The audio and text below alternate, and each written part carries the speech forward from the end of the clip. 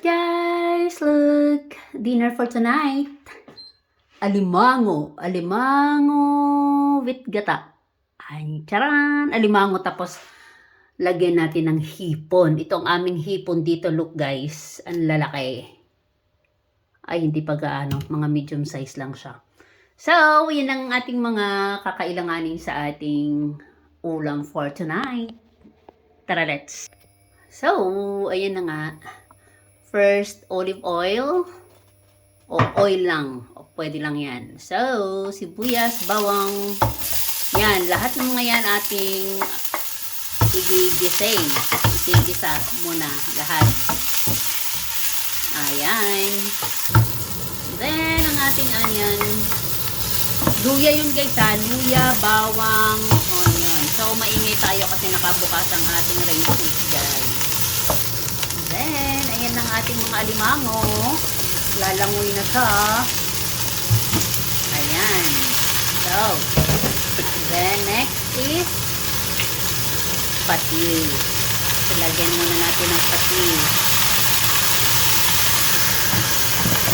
So, ayan. Ganyan ang ginawa namin guys. Then, ang ating ng gata, para ma-absorb yung gata doon sa ating alimango. Ipapachup-chup-chup ko muna yan. Then, ayan na nga, lalagyan pa natin ng pepper. Then, salt. Himalayan salt. Yes, Himalayan salt. Nag-crave lang kami dito guys, actually tonight.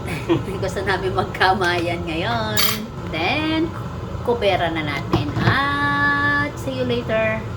So, ayan na nga guys. Check natin.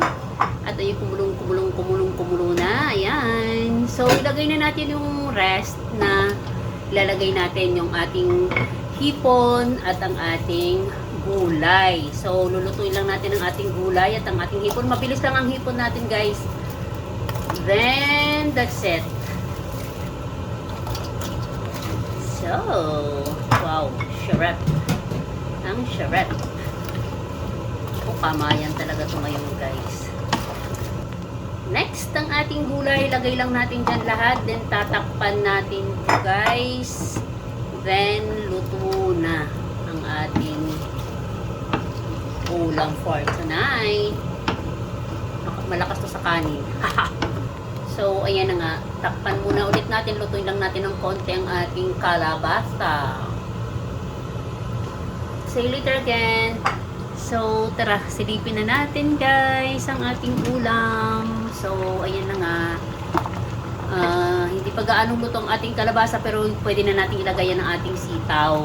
Yan ang last. Then, lutuin lang ulit natin ang ating sitaw. That's it! Pwede na tayo mag-dinner. Ayan. So, tara, silipin na natin ulit guys ang ating ulam for tonight! Tolong! Sharap! So, that's it! Thank you for watching! Tara na, kain na tayo.